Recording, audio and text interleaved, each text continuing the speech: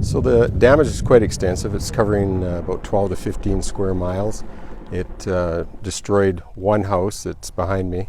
It destroyed a couple other homes that were uninhabited and about 15 buildings in the county.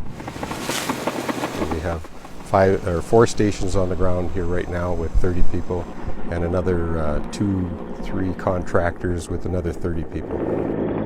The fire, we're trying to contain it.